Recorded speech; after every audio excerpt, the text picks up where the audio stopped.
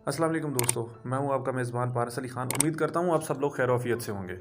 दोस्तों, आज हम बात करेंगे कि हमारा रवैया, हमारे अल्फाज और हमारा लहजा क्या ये फ़ैसला करता है कि दूसरे हमारे साथ क्या रवैया अपनाते हैं। इस बात को समझने के लिए फिर मोटिवेशन की बात करूँगा, सास और बहू के रिश्ते को लेके। तो क्या समझते हैं, सास और बहू के रिश्ते को लेके मोटिवेशन मिल सकती है? बिल्कुल मिल सकती है। कैसे? एक कहानी सुनाता हूँ छोटी सी। एक लड़की जिसका नाम तबस्सुम था, इसकी शादी हो गई। वो ससुराल में अपने शौहर और सास के साथ रहती थी। बहुत कम वक्त में ही तबस्सुम को ये अंदाज़ा हो गया कि वो अपनी सास के साथ नहीं रह सकती। इन दोनों की शख्सियत बिल्कुल मुख्तलिफ थी और तबस्सुम अपनी सास की बहुत सारी आदतों से परेशान थी। इसकी सास हर वक्त तबस्सुम पर तंज करती रहती थी, जो इसे बहुत नागवार गुजरता था। आहिस्ता आहिस्ता दिन और फिर हफ्ते बीत गए, लेकिन तबस्सुम और इसकी सास की तकरार ख़त्म ना हुई। इन तमाम नाइत्तेफाकियों ने घर का माहौल बहुत ख़राब कर दिया था, जिसकी वजह से तबस्सुम का शौहर बहुत परेशान रहता था। आखिरकार उस लड़की जो जिसका नाम तबस्सुम था, उसने फ़ैसला किया कि वो अपनी सास का ये बुरा रवैया बिल्कुल बर्दाश्त नहीं करेगी और वो ज़रूर अब कुछ ना कुछ तो वो ज़रूर करेगी। क्या करेगी? वो उसके पापा जो थे, उनका एक दोस्त था जिसका नाम अहमद था, उनके पास चली गई। वो उसका जड़ी बूटियों का कारोबार था, हकीम जिसको बोल सकते हैं आप। तबस्सुम ने उनको सारी कहानी सुना दी और इनसे कहा कि वो उसको थोड़ा सा जहर दे दें ताकि वो हमेशा के लिए ये मसला ख़त्म हो जाए। ओहो, अब क्या हुआ?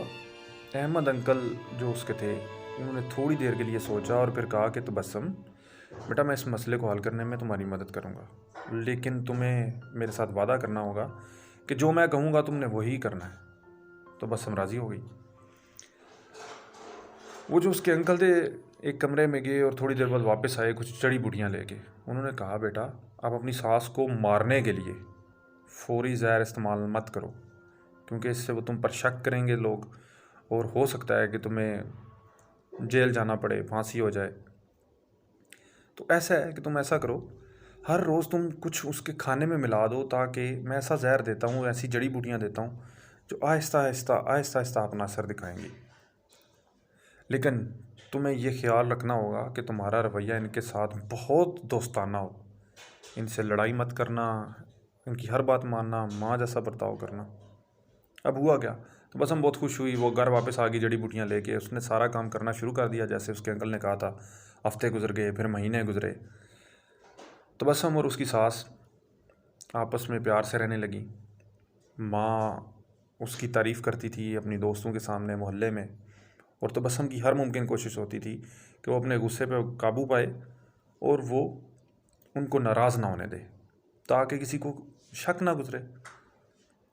लेकिन हुआ क्या? अब दोनों में आपस में प्यार हो गया। तबस्सुम का शौहर भी बड़ा खुश रहने लगा।